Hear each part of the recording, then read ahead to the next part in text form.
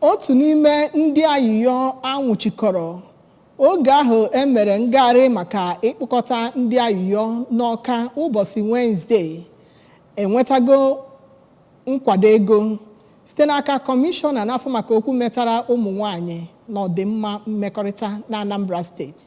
Ka anyị wetaziara gị akụkọ a n'uju.